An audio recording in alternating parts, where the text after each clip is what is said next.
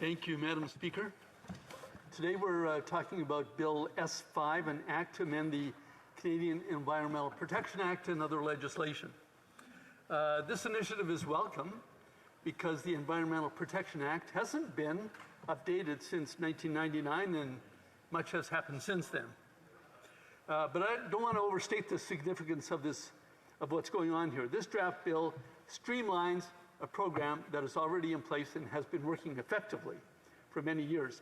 This is more about administration of a program than bold, new ideas about the environment. Now, first, a couple of positive things about this draft legislation. The preamble of the Environmental Protection Act will now read, quote, "Every individual in Canada has a right to a healthy environment," close quote. Secondly, the preamble of that legislation will now recognize, quote, "The Government of Canada is committed to implementing the United Nations Declaration on the Rights of Indigenous Peoples," close quote. Now, we have no arguments with these broad aspirational statements, but that's what they are. They're broad aspirational statements.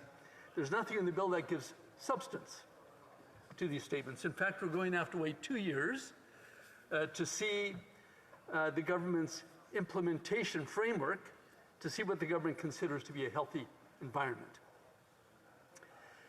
This typical Liberal Party virtue signaling, devoid of substance. This is what Canadians have learned to expect of the Liberal Party.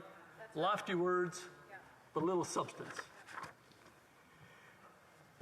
Now, another positive thing with this bill, the government listened to stakeholders. And that's always welcome. Experts who are familiar with the benefits and risks of chemicals used in everyday life of Canadians. Toxic substances need to be used in a safe manner, and we need to listen to experts.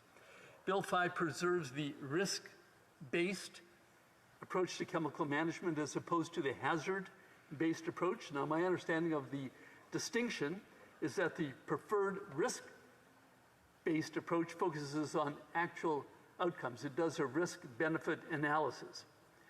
Clearly, not all hazards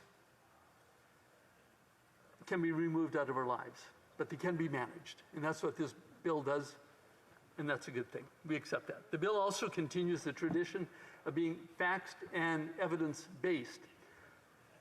Follow the science, use a precautionary principle, make decisions based on the best evidence available at the time. Generally, we accept these principles. All government decisions should be based on facts and not on ideology. Now, unfortunately, the Liberal government has a fairly poor record. For example, we take Bill C-21, which is the bill that will ban or already has banned all handguns in Canada. That bill is being studied at the Public Safety Committee right now, and that Public Safety Committee has just finished a study on reducing gun and gang violence in Canada. We heard from more than 40 witnesses, experts in their field. Not one of them said that the problem was handguns owned by lawful gun owners. As a matter of fact, what we were told is that the vast majority of guns, firearms used in a crime in Canada were smuggled in from the United States of America. The US, the largest gun manufacturing economy in the world, with whom we share the largest undefended border in the world. Now, admittedly, this creates a big problem for Canadians, but taking the frustrations out on lawful gun owners is not the problem to the solution. Now, wanting to stay positive, I'm now going to turn to the Conservative Party's record on the environment. It is well known that Canada's most successful pro-environmental Prime Minister was a Conservative Brian Mulroney. In the 1980s, acid rain was a big problem in both Canada and the US. Our Great Lakes were dying off, the environment was suffering, fish stocks were in decline.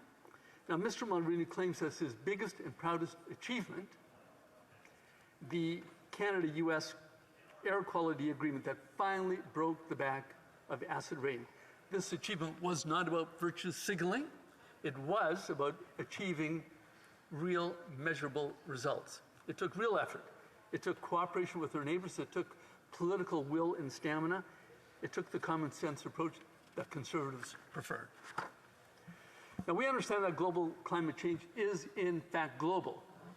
We need to work with our allies, our trading partners, and with all peoples on this planet, as we did with the Acid Rain Agreement. Now, take plastics, for example.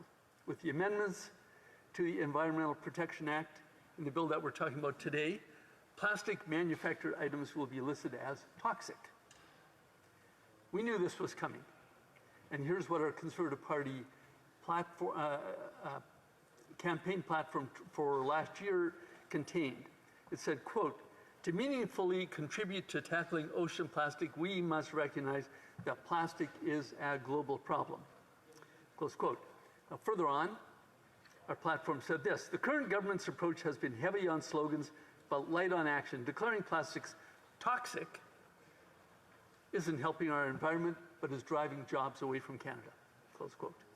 Again, Madam Speaker, common sense, not the flash and bang that you'll learn in a high school drama class. Just let's get down, let's do the work. The same goes for the Liberal Party's carbon tax, which ignores the international threats to our global environment.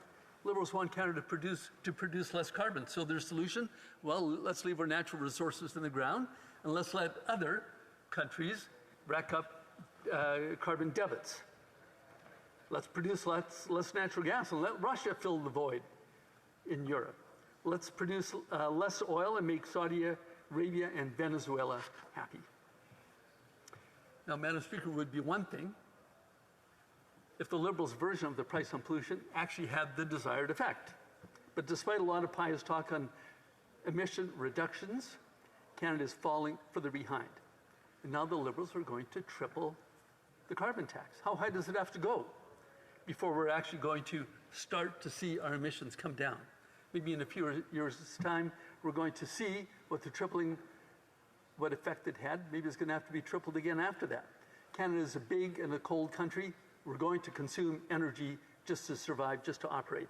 More and more people, admittedly, live in urban ridings and can take public transit, like in my riding of Langley-Aldergrove, where I'm very happy to say that the squeaky wheel got the grease, and we actually got a commitment that SkyTrain is now going to come to Langley. But many people living in rural areas simply don't have that choice. Ask a family in rural BC if they will pull their kids out of hockey because the price of gas is too high. Of course not. They'll tank up the pickup truck, they'll see the price at the pumps and be reminded why they're so irritated by the federal government, and then they will drive the 100 kilometers to the hockey tournament. This is what we do. This is how we live. That's right. Now, Madam Speaker, I want to end on a positive note. I will be supporting this draft bill, not because I support the government's failed environmental program, but because this bill streamlines the administration of an important part of the federal government's work, namely the management of risks and hazards in our natural environment. We all want a healthy environment, and Conservatives like the idea of things being managed in the most efficient way possible. And this modest bill is a step in the right direction. Thank you.